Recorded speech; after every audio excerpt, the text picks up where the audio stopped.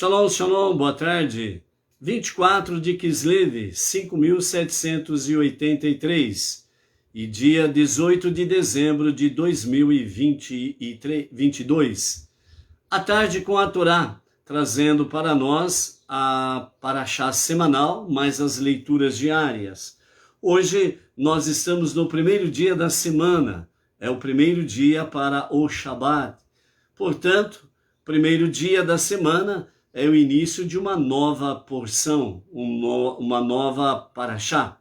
E a nossa Parashá desta semana é Miketze, que significa ao fim ou ao terminar, falando exatamente sobre o fim de Yosef na prisão. Então, hoje nós estamos no primeiro dia e teremos a nossa primeira leitura. Nesta semana teremos pela frente o capítulo 41 de Gênesis, Bereshit, e vamos até o capítulo 44, verso 17, da nossa porção semanal. Então, teremos pela frente aí 146 versículos para estudarmos nesta semana. E quando concluirmos o estudo desta semana, nós estaremos completando 1.343 versículos estudados nesse novo ciclo dos estudos da Torá. Então, o salmo para esta porção é o salmo de número 40, ok? Então, o salmo de número 40 é o salmo desta porção. E a Haftará, a porção do profeta, está em 1 Reis, capítulo 3, verso 15, até o capítulo 4 e o verso 1. Baruch Hashem, estamos aí na véspera até o pôr do sol, véspera de Hanukkah. Logo, logo teremos aí Hag Sameach Hanukkah, né? Uma feliz festa de Hanukkah. Iniciando, vamos então para a nossa prece em favor do Brasil e do povo brasileiro, nesses momentos conturbados que nós estamos vivenciando. Deus tem propósito em tudo. Se você estiver com a sua sensibilidade aguçada, apurada, você vai começar a visualizar realmente o que Deus tem para nós nesta semana. Não somente no campo espiritual, mas também no campo físico, nosso país, nossa nação, o nosso povo. Você vai ver como que, de fato, a Parashá, ela vai se encaixar exatamente nesse momento muito propício que nós estamos vivenciando. E este Salmo número 7, que é a nossa prece para hoje, para o Brasil e o nosso povo brasileiro, os nossos mestres, né, comentam que este Salmo número 7, que é um Salmo de David, indica realmente como o generoso espírito às vezes parece impotente contra os ataques, né, dos que tramam e são traiçoeiros, né? Nesse salmo fala que David, ele indica realmente como o generoso de espírito, as pessoas bondosas, as pessoas espontaneamente bondosas, generosas de espírito, né? Como que às vezes parece que elas estão impotentes diante de ataques de pessoas traiçoeiras que tramam realmente a sua destruição, né? Porém, o justo deve criar coragem baseado na compreensão de que prevalecerá sobre o perverso, vítima de suas próprias tramas. Então, o tema da nossa prece de hoje, no Salmo 107, mesmo que diante de circunstâncias que você vivencia no seu dia a dia, como o nosso Brasil está vivenciando no seu dia a dia, onde as pessoas estão clamando a Deus, porque estão se sentindo impotentes diante das tramas dos traiçoeiros, dos perversos, dos iníquos, né? Onde realmente os traiçoeiros, os perversos, aparentemente parece que eles têm todo o poder de determinar isso e aquilo contra as pessoas de bem. Então, nesse momento que nós estamos aí atravessando esta situação toda, a prece do Salmo 7 vem trazer para nós que as pessoas que têm um espírito generoso, que são aqueles que confiam em Deus, clamam a Deus que está acima de tudo e de todos, realmente para trazer, através da sua destra de poder, a sua proteção, suas bênçãos, as vitórias para aqueles que confiam em Deus. E ao mesmo tempo, nós precisamos realmente, dentro dessa questão, que clamamos a Deus, e para Deus todo aquele que clama a Ele é um justo. Então, todos esses devem criar coragem, baseado na compreensão, no entendimento, no conhecimento, de que, de fato, prevalecerá contra o perverso, contra os iníquos, contra aqueles que tramam o mal para com as pessoas de bem, que querem destruí-las, aprisioná-las, escravizá-las, matá-las, que é o que nós estamos vendo aí na realidade do nosso dia a dia. Então você que clama a Deus, no caso específico, todo brasileiro que está clamando a Deus no Brasil e no mundo inteiro, que estão clamando a Deus, que está acima de tudo e de todos, para que o perverso e o iníquo não prevaleça. Mesmo que você se sinta impotente diante de várias ações em que estes perversos estão exercendo, porém, o Salmo 7, esta prece, fala que nós precisamos ter coragem, que nós precisamos acreditar e confiar em Deus, que os perversos não prevalecerão. Pelo contrário, aqueles que clamam a Deus prevalecerão contra os perversos e veremos a sua queda total. Por isso, essa prece do Salmo 7 diz assim: Salmo de David, que cantou ao Eterno. Ó Eterno meu Deus, em ti busco refúgio, livra-me de todos os meus perseguidores e salva-me, para que o inimigo não despedace minha alma como um leão que dilacera sua presa sem que ninguém a socorra. Eterno meu Deus, se eu intencionalmente tiver praticado o mal de que me acusam, se há injustiça em meus atos, se eu retribuir com o mal a quem comigo estava em paz, eu que resgatei o perseguidor que sem razão me acossava, então que persiga e alcance o inimigo minha alma, abata a minha vida e espoje no pó a minha honra. Ergue-te, Eterno, em tua ira, atua com furor contra meus opressores, eleva-te em meu favor no juízo que ordenaste. Quando se dispuser a congregação dos povos em tua volta, que te eleves acima dela, pondo nas alturas o teu divino trono. O Eterno julgará os povos, resgatar-me-á pelo mérito de minha retidão e integridade. Faz chegar ao fim o mal dos ímpios e dá firmeza aos justos. Que tu que perscrutas as emoções e pensamentos de cada um, ó Deus justo, és meu escudo, ó Eterno, que salvas os puros de coração. Deus absolve os justos e se irrita todos os dias contra os ímpios. Se não se arrepender o perverso, mas afiar a sua espada e distender seu arco e mirar o justo, contra ele mesmo estará preparando armas mortíferas e apontando suas próprias flechas. O perverso concebe iniquidade, fecunda maldade e gera falsidade.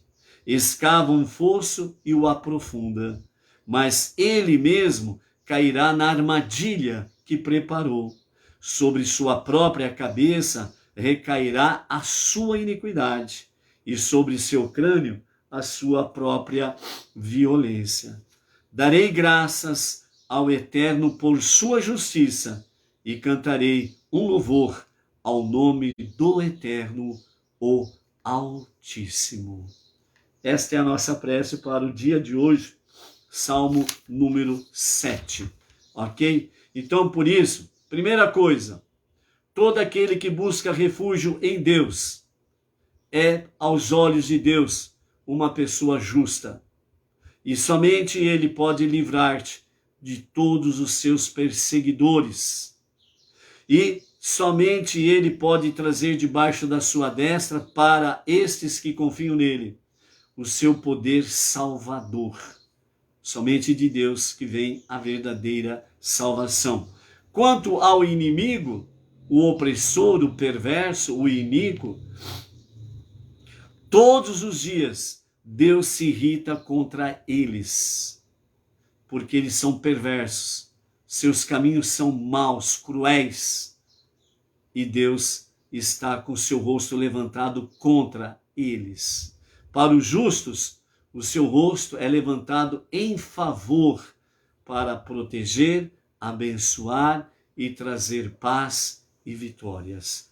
Por isso, realmente só Deus pode nos resgatar dos laços preparados pelos perversos contra as pessoas de bem. Eles realmente preparam, os ímpios, os perversos, eles preparam realmente as suas armas mortíferas contra as pessoas de bem. Eles cavam covas para jogar as pessoas de bem dentro delas. Porém, Deus não é surdo para não ouvir o nosso clamor. Deus não é cego para não ver o que está acontecendo. E por isso, Ele sim está ouvindo e já está atendendo nas regiões celestiais o clamor do povo brasileiro. E debaixo da tua destra, Ele está trazendo para aqueles que estão clamando e confiando nele, proteção, um escudo salvador. E a favor dos justos, Ele está trazendo a sua salvação como resposta ao clamor que a Ele elevamos. Portanto, para os perversos, contra Ele mesmo está preparado as suas próprias armas mortíferas. As suas próprias setas inflamadas estão contra eles, para que de fato realmente venham, sem sombra de dúvidas, experimentar do seu próprio veneno, das suas próprias armas mortíferas. Ou seja, eles, os perversos, vão saborear do seu próprio veneno. Então, por isso, sobre sua própria cabeça recairá a sua iniquidade, e sobre o seu crânio a sua própria violência, que ele arquitetou contra os justos. E por isso, para os justos que clamam a Deus, fica esta questão: daremos graças ao Eterno por sua justiça e cantaremos louvores ao nome do Eterno, o Altíssimo, o Deus de Israel, o Deus Criador, o Deus Redentor, o Deus Salvador. Por isso, amados, este é o tempo de nós realmente vermos que as nossas preces, o nosso sacrifício, a cada um, principalmente aqueles que estão aí há mais de 40 dias, nas portas dos quartéis, clamando a Deus por justiça. Deus, Ele não nos deixará sem resposta.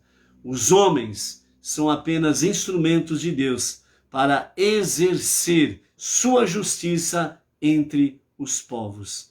Por isso, aqueles que estão mais próximos de Deus, que têm temor a Deus, amor a Deus, Deus usa estas pessoas para que a sua justiça seja de fato contemplada, materializada neste mundo físico. Portanto, honra realmente àqueles que estão à mercê de Deus para serem instrumentos de Deus. Mas gratidão, adoração somente a Deus. Por isso, em hipótese nenhuma, não divida a honra de Deus com ninguém e nem com outras divindades, porque só há um Deus, só há um Criador, só há um Redentor, só há um Salvador, aquele que criou todas as coisas e que está acima de tudo e de todos, e a Ele não está associado nada e ninguém, porque Ele é errado, Ele é um e único, indivisível e incorpóreo. Por isso, ao Deus Altíssimo, toda a nossa adoração, toda a nossa gratidão, toda a nossa reverência, porque somente Ele pode nos trazer salvação. Baruch Hashem. Então, por isso, amados, não tema, não tenha medo do perverso e do iníquo, porque seu tempo, suas horas, seus segundos estão se esgotando e sobre eles mesmos cairá a sua própria maldição. Baruch Hashem. Baruch atah Adonai Eloheinu melech haolam she'akoni abdi baruch.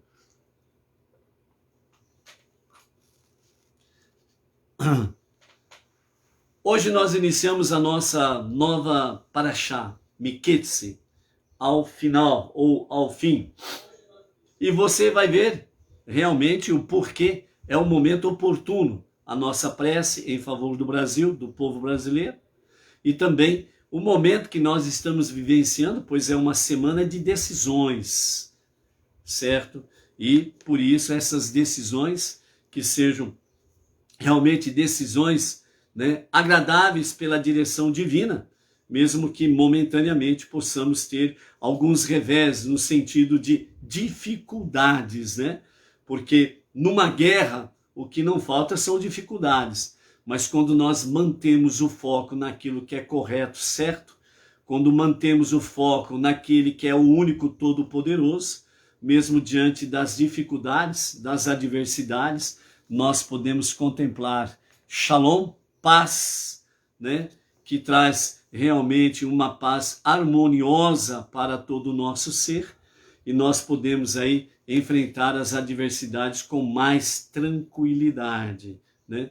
Então, por isso, amados, a nossa Parashá Miketze, né, que quer dizer ao fim, como diz o profeta Daniel no capítulo 12, verso 13, o fim dos dias, o fim dos dias. Essa expressão do profeta Daniel não é apenas para os últimos dias, mas no sentido da história da humanidade, que vamos para a redenção final com a revelação do justo e o verdadeiro Mashiach.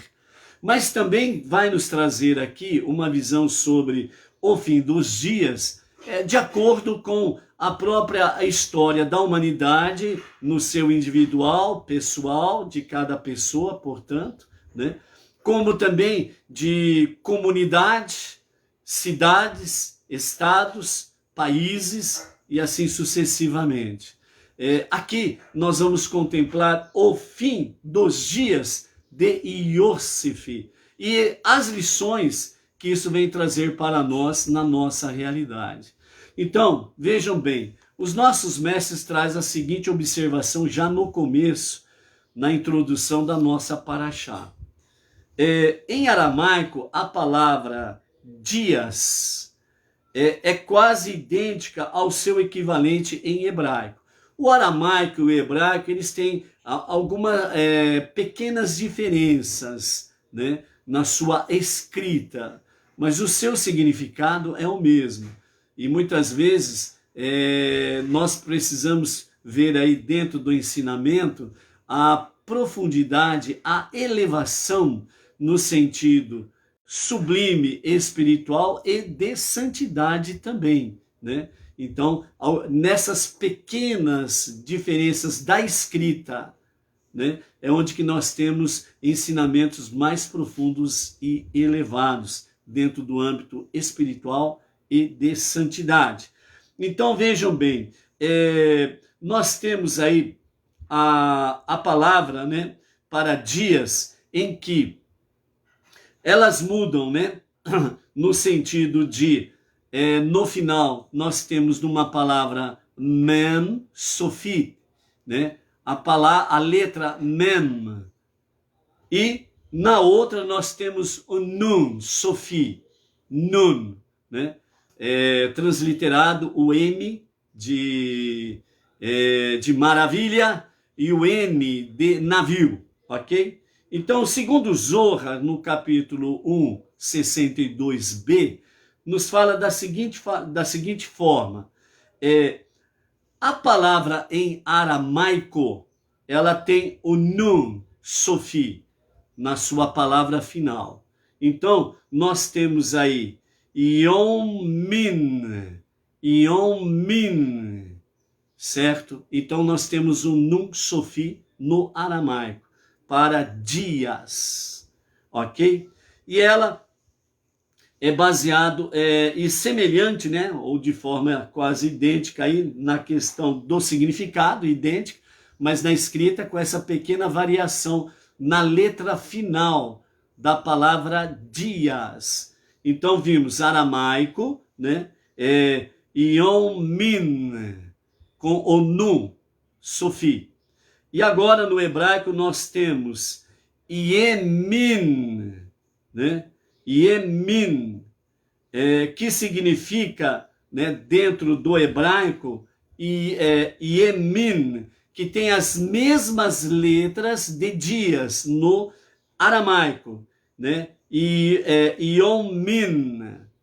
E nós temos as mesmas letras dentro do hebraico, que Yemin, ou seja, nós temos o Yud, o Man, né?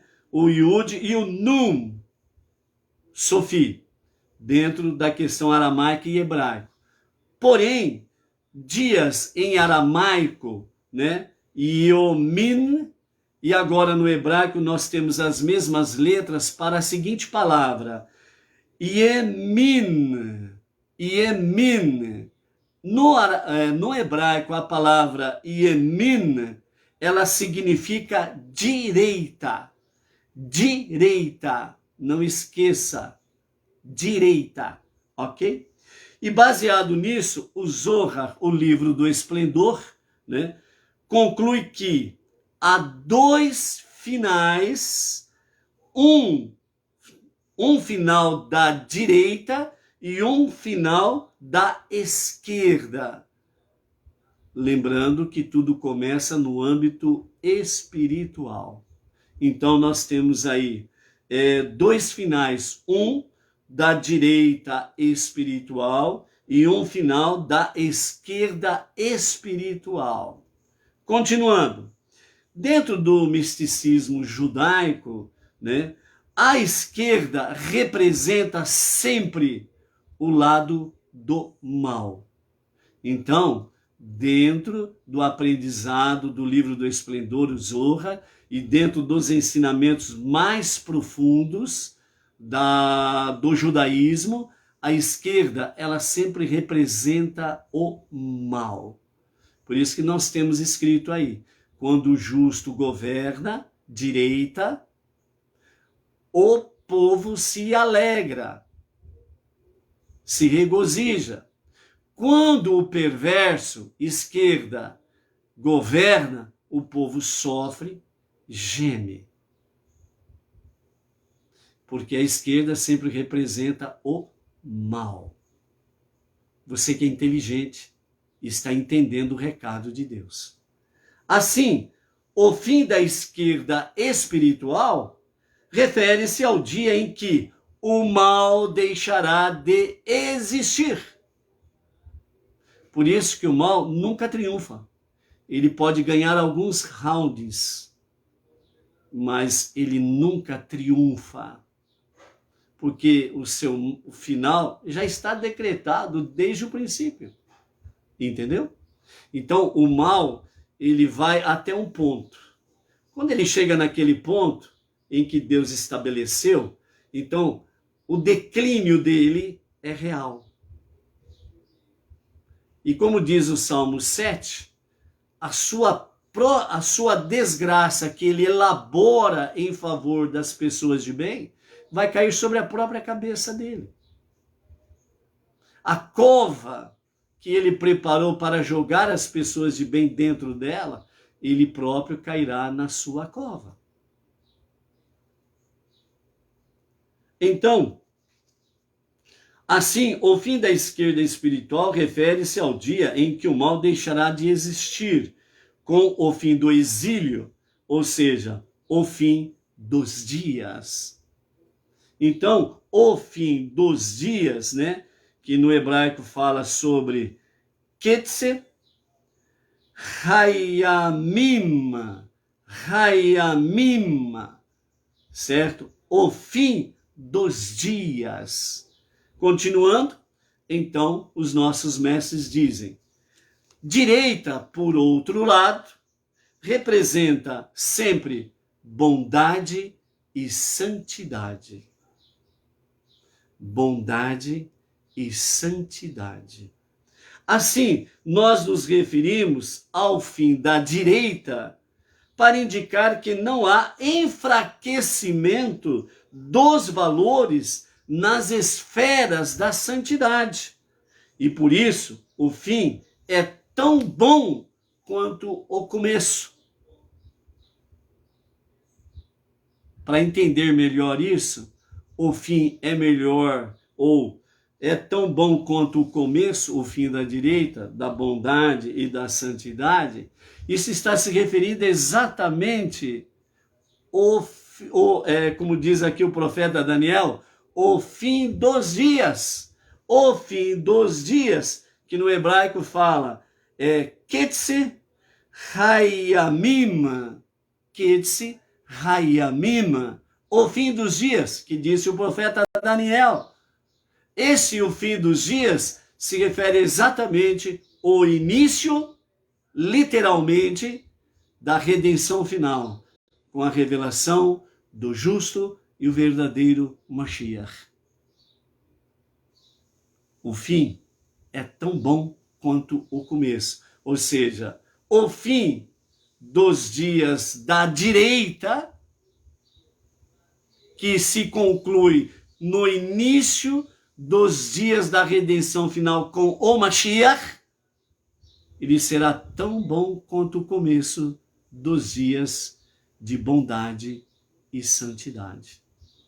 Porque será pleno bondade e santidade. Você é inteligente. Você está entendendo. Assim, continuando aqui, o que os nossos mestres trazem. Então,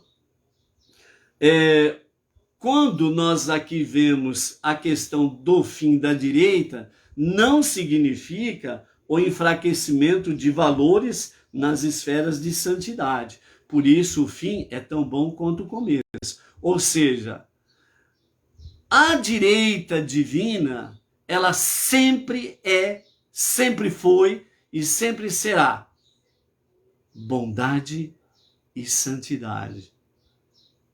Mesmo quando Iosif foi mandado para o calabouço na prisão, aparentemente o fim da direita, porque Iosif foi levado para o calabouço, a prisão, não significou o enfraquecimento dos valores espirituais, dos princípios espirituais, que estão conectados com o quê? Com os valores morais, éticos e espirituais. Não foi enfraquecimento, muito pelo contrário, foi a confirmação dos valores de bondade e de santidade. Pareceu temporariamente que o mal ganhou um round, mas ele não ganhou a batalha. Ele não ganhou a guerra. Aliás, o mal nunca ganha guerras. Ele só ganha alguns rounds. Entendeu? Continuando. Então a expressão, né, que nós temos aqui, que os nossos mestres trazem para nós, o fim da direita espiritual, é, portanto, uma alusão à redenção final, quando o bem triunfará sobre o mal, e nós veremos como o bem está constantemente presente no mundo inteiro. E o mal, na redenção final, ele deixará de existir plenamente, completamente. E o bem, ele deixará de existir nessa configuração que nós estamos nos dias atuais. Por quê? Porque o bem, que é a bondade e a santidade, vai se elevar a um degrau a mais de muita bondade e santidade. Ou seja, o bem contido, represado durante todos os milênios, serão como as comportas que serão abertas e então, plenamente, a bondade, a santidade, ela será plena e eterna. Então, por isso que o bem está constantemente presente no mundo inteiro. Por isso que tem aquele famoso ditado: o bem sempre prevaleceu, prevalece e prevalecerá. A bondade sempre prevaleceu sobre o mal. E é por isso que o nosso Salmo 7 de hoje, na nossa prece pelo Brasil, pelo povo brasileiro, está conectado muito bem com a nossa Parashá Miketze. Continuando, ficamos então com a pergunta: a qual fim a palavra Miketze se refere? O fim da esquerda ou o fim da direita? Então, na realidade, os nossos mestres dizem o fim de ambos. Primeiro, no começo da nossa Parashá, nós vamos ver aqui, Iosif é libertado da prisão. Este era o fim do exílio de Iosif. Portanto, este era o fim do mal. Era o fim da esquerda. Ou seja, com a libertação de Iosif, a esquerda entra em pane. E aí, sucumbe. Porque quando o mal, a esquerda pensou que estava sendo o rei absoluto, que estava reinando absolutamente, que estava imperando e que não havia de forma alguma nenhuma ameaça ao seu sistema, Iosif sai da cadeia, sai da prisão. Ou seja, o bem é libertado. A santidade, ela vem à superfície, à tona, à luz, para o Egito, para o faraó e para as nações. Por isso, nós, Benei Noach, que estamos ombro a ombro com o nosso irmão mais velho, o filho primogênito de Deus, não podemos abaixar a cabeça, não podemos ficar escondidos, não podemos ficar trancafiados na prisão, em casa, ou seja o que for. Nós precisamos irradiar a luz divina que está em nós, não podemos deixá-la prisioneira, porque é isso que o mal quer, é isso que a esquerda quer, que você tenha medo e se esconda. Mas quando a luz surge, o mal sucumbe. Por isso não podemos ser omissos. Entendeu? Então, dentro desse primeiro aspecto, sobre, afinal de contas, o fim de quem? Da esquerda ou da direita? A resposta vem para os dois. Nesse sentido, quando Iosif é libertado, então é o fim da esquerda, é o fim do mal.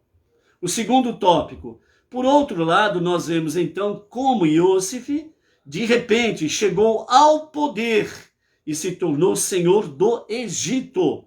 Sua redenção, ao ser elevado como vice-rei do Egito, então representa exatamente o fim da direita. Ou seja, nesse momento, o fim é como disse aqui atrás, o fim da direita não representa o enfraquecimento dos seus valores. Pelo contrário, faz uma alusão de que o fim, né, como diz aqui, é uma alusão à redenção final, significando para nós que o bem sempre triunfará sobre o mal. E nesse sentido, o fim é tão bom como o começo. Ou seja, aqui, quando Iosif se torna o vice-rei, que nós vamos ver na paraxá da semana, quando ele se torna o vice-rei do Egito, é o fim de um ciclo do bem, para iniciar um novo ciclo, melhor do que o anterior. Por isso, o fim é tão bom quanto o começo. Que aí nós vamos ver que realmente não foi o fim da direita, não foi o fim do bem, muito pelo contrário, entrou num novo patamar, onde Iosif, que nos faz alusão da bondade, da santidade, Iosif nos seus dias, que veremos durante a semana, ele trouxe bondade e santidade para o Egito perverso, libertino. Ele trouxe bondade e santidade para a sua própria família, pois Iacob e toda a sua casa muda-se para o Egito. E ele tornou a luz para as nações da bondade e da santidade de Deus, porque ele salvou os povos, as nações nos seus dias. Por isso os nossos mestres dizem, o fim é tão bom como o começo. Faça. Continuando, como uma mesma expressão pode aludir os dois conceitos opostos, exílio e redenção, exílio, mal, esquerda, redenção, bondade, santidade, direita. Então, o pensamento racídico, os nossos mestres ensinam. Explica que o propósito fundamental do exílio é que os judeus deveriam se espalhar ao redor do mundo para resgatar faíscas de santidades perdidas dentro da fisicalidade do mundo. Assim, redenção não é eliminação do exílio, mas sim a meta do exílio. Ou seja, então, o exílio, a esquerda, o mal, é preciso estar presente. Por quê? Para que possa ser tirado deste mal o bem. Para que o mal possa convergir para o bem. Para que a esquerda possa convergir para a direita. Para que a maldade possa convergir para a bondade. A falta de santidade no mal e na esquerda possa convergir para a santidade da bondade da direita. Ou seja, o objetivo do exílio do mal, da esquerda, é para que possa a direita, a bondade, a santidade, fazer irradiar a luz divina no meio do mal, no meio da esquerda, para resgatar vidas que ali estão. Então, por isso, você, eu, nós não podemos olhar com um olhar do perverso. O perverso, ele olha para você e vê em você um inimigo que deve ser destruído, eliminado. Nós não podemos ter a mesma visão do perverso. Nós não podemos ter a mesma visão da maldade. Nós não podemos ter a mesma visão da esquerda. Nós precisamos olhar para as pessoas que estão sob esta massa de manobra, influenciados e dominados. Nós precisamos olhar para elas como seres humanos, que há dentro delas uma centelha divina. E porque há nelas uma centelha divina, nós precisamos, e esse foi o objetivo principal do exílio judaico. Os judeus, Deus os espalhou nos 4 ventos do nosso planeta para fazer entre os não-judeus esta centelha divina abrasar, pegar fogo de amor para com Deus. E é por isso que nós estamos aqui. Porque outrora nós estávamos lá, na esquerda, na maldade, contra Deus e contra os seus. Hoje nós estamos aqui, na direita, na bondade, na santidade. Não é bom o fim tão bom como o começo? Então nós precisamos levar esta mesma mensagem àqueles que estão à esquerda, na maldade, nas trevas e sob massa de manobra. Por isso, ambos os conceitos são indicados pela mesma palavra, que significa: o objetivo de Deus é a redenção final. Por isso que o profeta fala que Deus não se alegra com a morte do perverso, do ímpio. Mas se ele decide não servir a Deus, se ele decide não convergir para a direita, se ele decide com todas as suas forças não convergir para a santidade em Deus, então as suas próprias iniquidades, as suas próprias maldades, as suas próprias armadilhas, as suas próprias covas será o seu resultado. Então Miqueias, ao fim, nos traz esta mensagem poderosa. Você que tem ouvidos, ouça.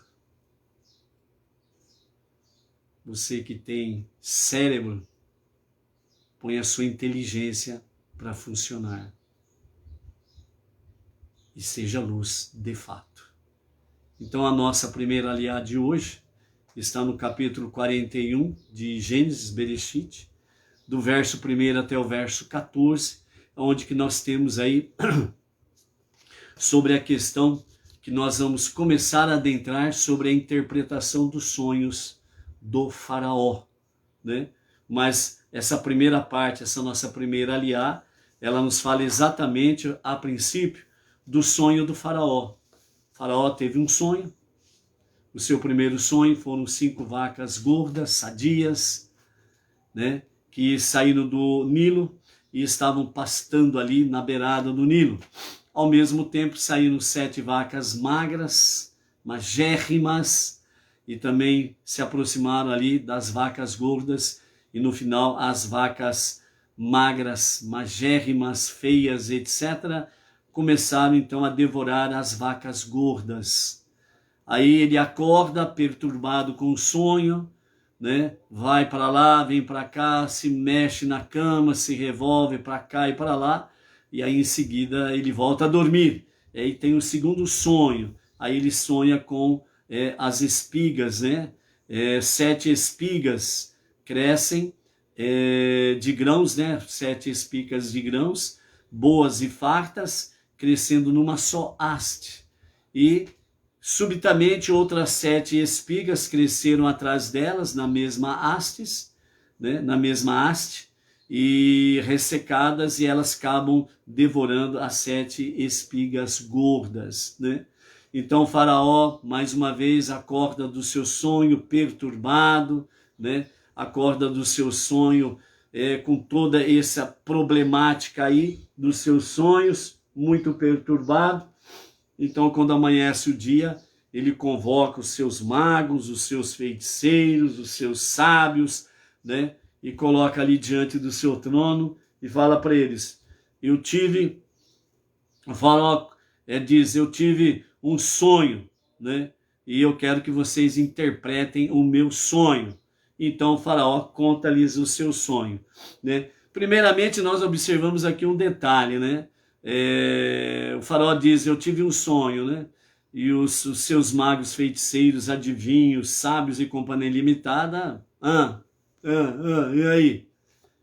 Ué, vocês não são magos, sábios, feiticeiros e companhia limitada? Adivinham o que eu sonhei. Mas vão adivinhar? Não tem como. Então ele acaba contando-lhes os sonhos, né? Os dois sonhos, né?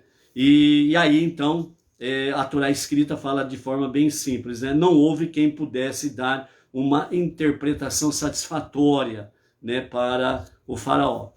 Dentro desse contexto, o nosso Rashi, ele diz assim, os seus adivinhos, os seus magos, feiticeiros, sábios e prognosticadores e companhia limitada, porque o faraó tinha de tudo, né? Dentro do campo da idolatria e do ocultismo, né? Então ele fala que eles trouxeram, né, a mensagem para o faraó dizendo, você terá 7 filhas e você sepultará 7 filhas. O Midrash fala que os sábios, né, do faraó diz, as 7 vacas correspondem a 7 filhas, você vai ter 7 filhas, e as 7 vacas feias são 7 filhas que você vai sepultar, né? Não precisava de ser nenhum sábio, né? Porque o faraó tinha múltiplas, dezenas, centenas de mulheres. Imagine quantas filhas ele tinha por mês, por assim dizer, entendeu? Então, quer dizer, não tinha o porquê, entre aspas, de errar, né? Tantas mulheres, tantas filhas crescendo, nascendo, né? E tantas outras morrendo, quer dizer, vai nascer 7, vai enterrar 7, fica fácil, né? E quanto às 7 espigas, então, os seus adivinhos, né? Os seus sábios, né? Falaram, são 7 países que você conquistará, né?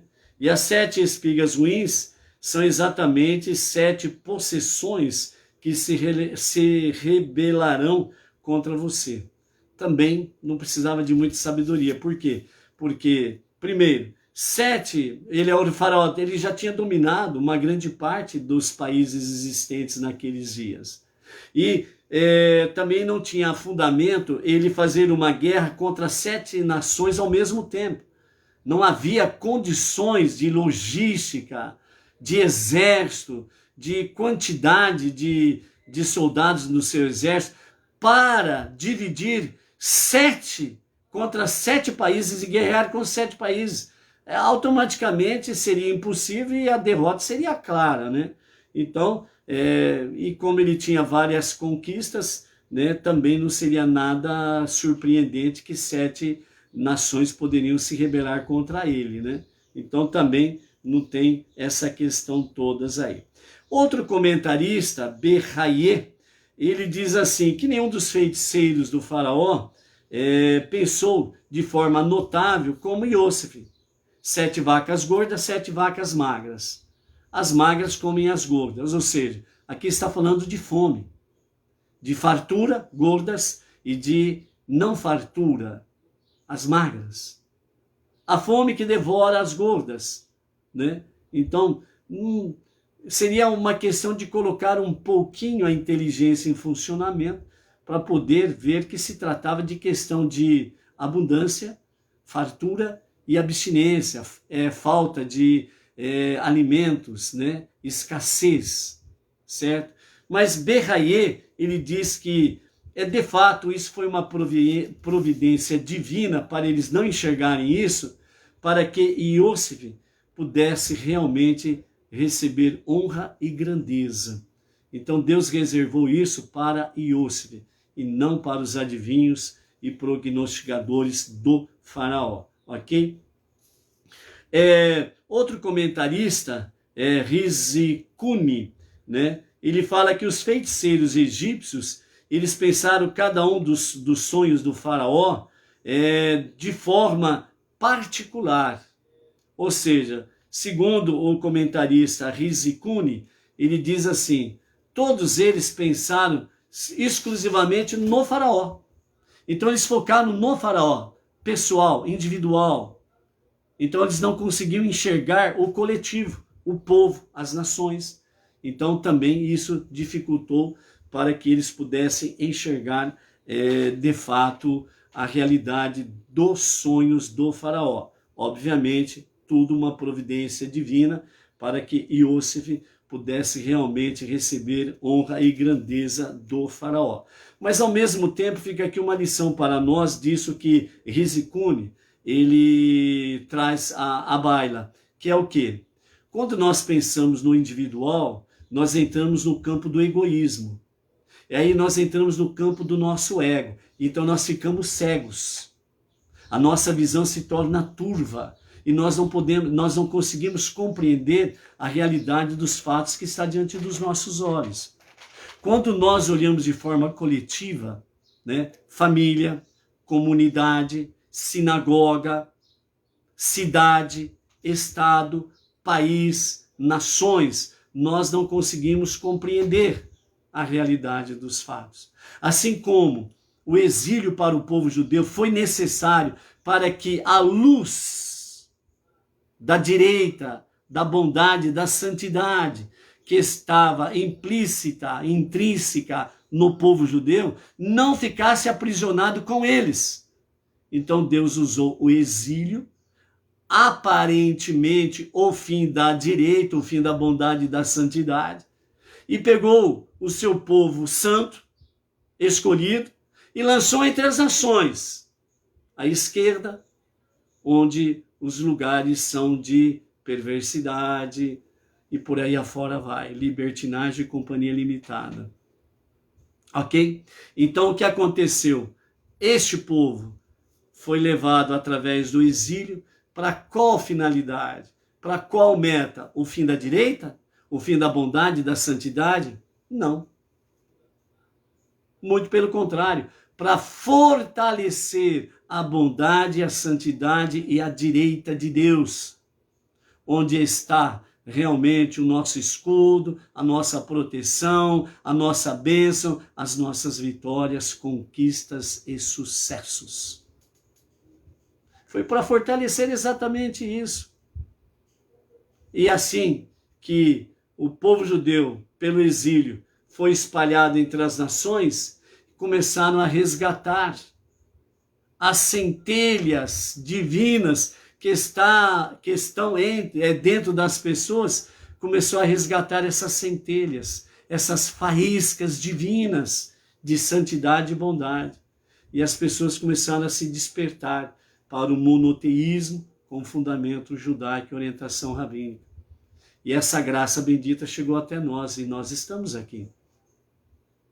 E é por isso que nós precisamos dar continuidade a esta realidade. Então, Rizicune traz esta visão pessoal, individual, entra dentro do campo do egoísmo. E nós temos que fugir a esta realidade sem sombra de dúvidas.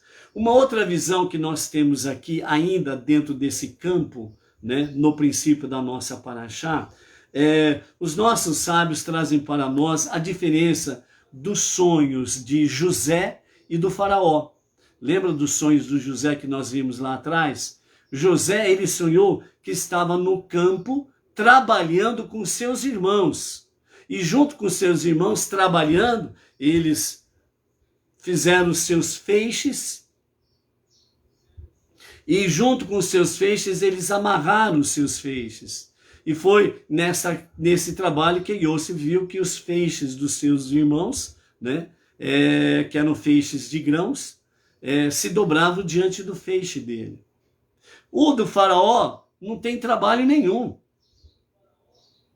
O faraó viu vacas gordas e magras. Depois ele viu espigas gordas e magérrimas, ressecadas. Não houve uma visão de trabalho. Enquanto de Iosif, ele viu o seu trabalho, ele e seus irmãos trabalhando no campo, colhendo os feixes de grãos, atando cada um o seu feixe.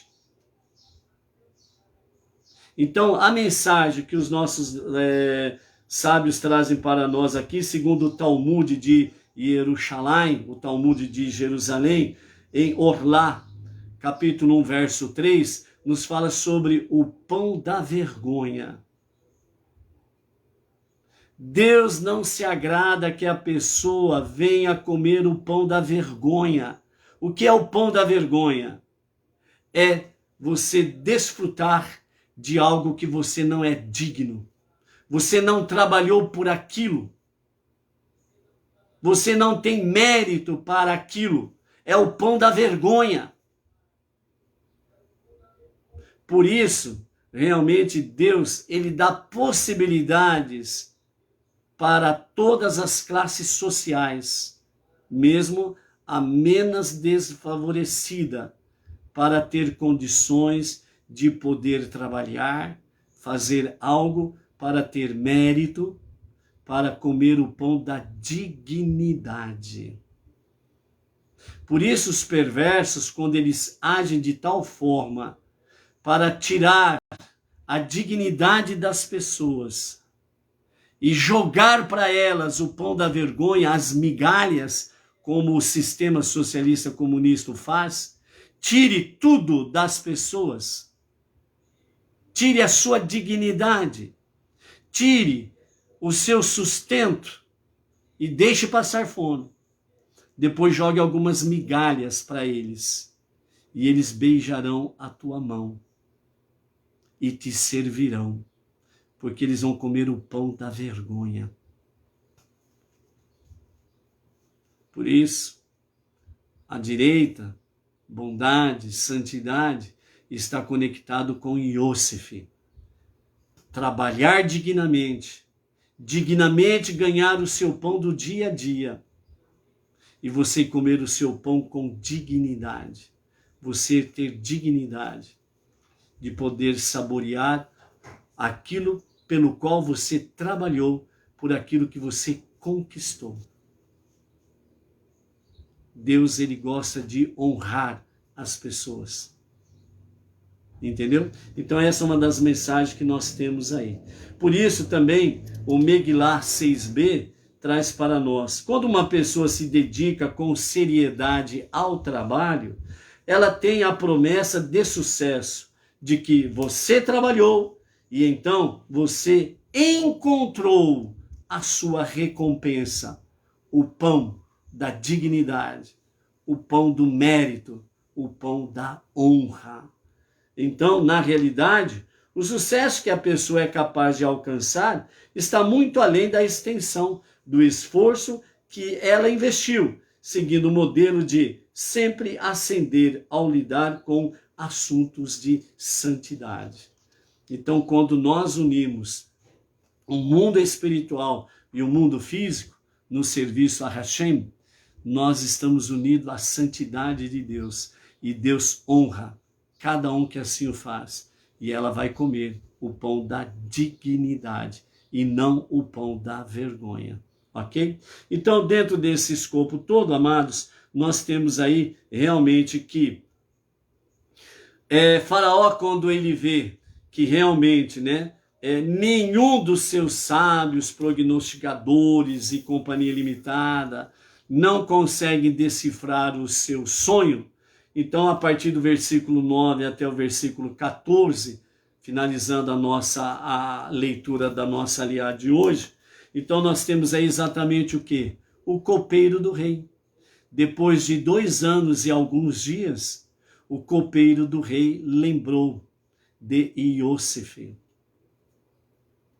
Ou seja, quando o copeiro do rei viu tudo aquilo, então ele chegou para o rei e disse: eu tenho de recordar os meus crimes hoje.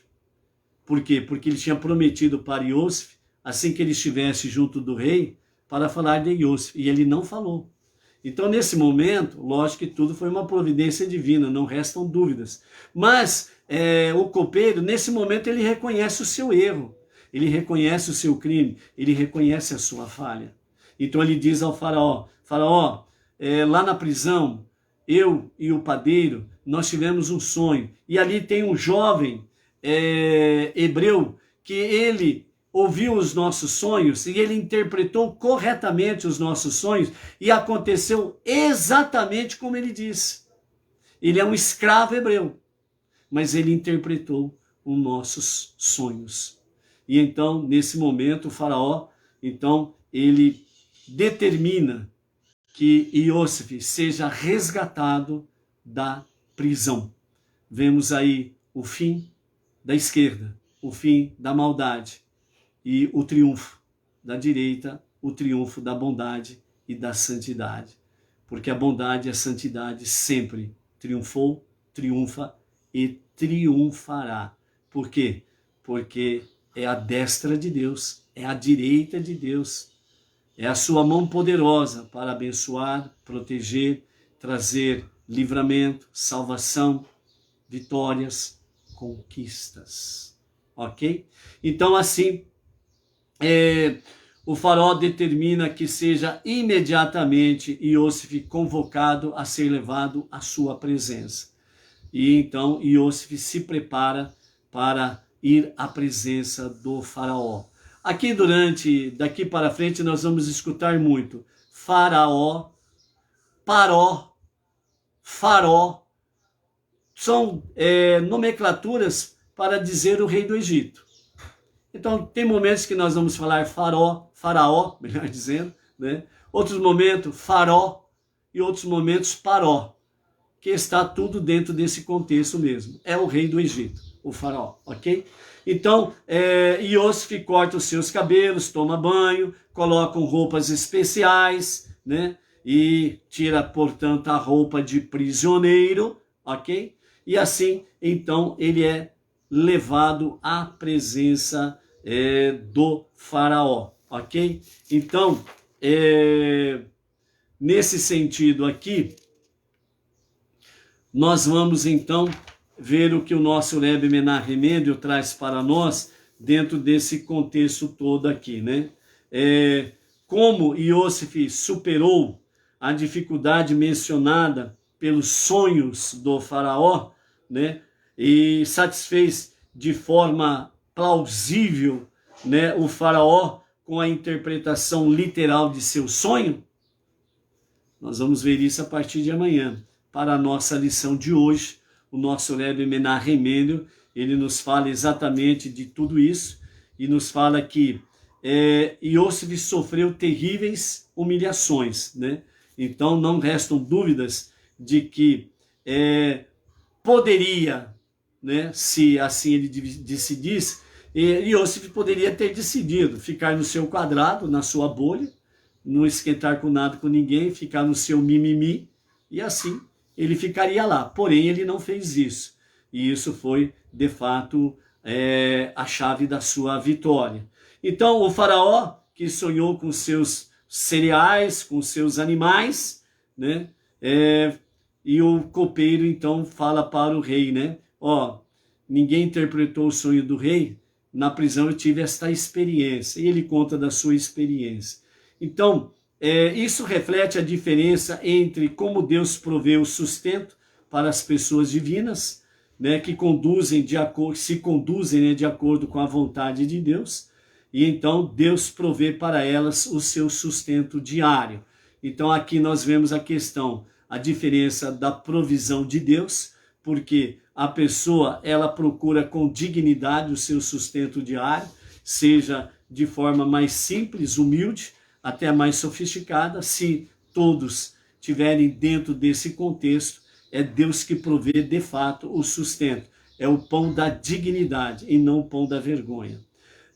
Dessa forma, então, quando estamos tentados a pensar que podemos ter sucesso sem trabalho duro, devemos reconhecer que tais ideias vêm do nosso lado não divino, do mal, da esquerda, da alma animal, entendeu? E, igualmente, qualquer pessoa que recebe, qualquer coisa que recebemos gratuitamente, ou é deficiente, ou não perdurará. Então, quando nós não recebemos realmente, entre aspas, recompensas que não são dignas, elas têm deficiências e elas não perduram. Chega um momento em que o castelo de areia rui, cai por terra. Então o que Deus quer é que de fato nós possamos comer o pão da dignidade e não o pão da vergonha.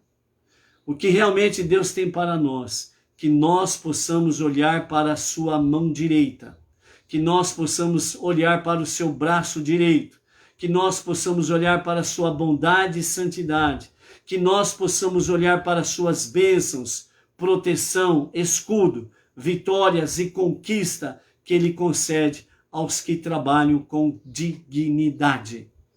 Seja qual for o seu trabalho, por mais simples, humilde que ele seja, mas se você o faz com dignidade, com sinceridade, você está conectado com a destra, a direita de Deus, de santidade e de bondade.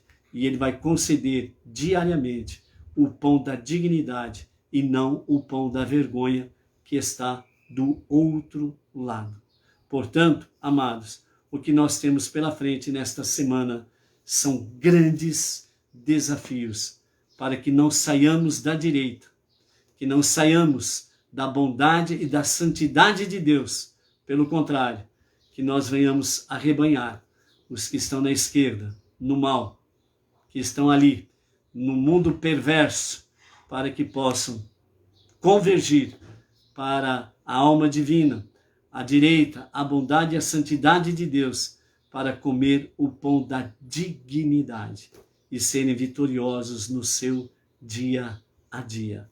Ou seja, como Iosef superou todas essas dificuldades para interpretar os sonhos do faraó, a partir de amanhã começaremos a ver isso com mais detalhes ainda. Degusta muito bem o começo. É muito bom, mas o fim é tão bom como o começo. Você é inteligente e entende. Até amanhã. Um detalhe, né? Ao pôr do sol de hoje, né? Nós estamos aí iniciando a primeira noite de Hanukkah, ok? Então, a partir das 19h30, nós estaremos transmitindo da Sinagoga Benei Noach, Jardim Silvestre 2, de Bauru para o Brasil e para as nações, a primeira noite de Hanukkah. Se você tem a opção da Sinagoga Sede, que também estará fazendo transmissão, né, da primeira noite de Hanukkah. Se você fizer essa opção, Baruch Hashem, não restam dúvidas, maravilha, né? Se você fizer a opção pela nossa transmissão da primeira noite de Hanukkah, de Bauru para o Brasil e para as nações, Baruch Hashem, estaremos lá também, a partir das 19h30. Então, né, acredito que algumas outras comunidades também, algumas outras sinagogas Benei Noach estarão também fazendo transmissões, né? Então não vai faltar opções, né? Escolha uma opção, vai em frente, né? Se você tem possibilidade de ficar conectado em dois canais, assim o faça, fique à vontade. O importante é você não estar desconectado com a direita, a santidade e a bondade de Deus. Baruch Hashem. Até a noite. Shalom, shalom.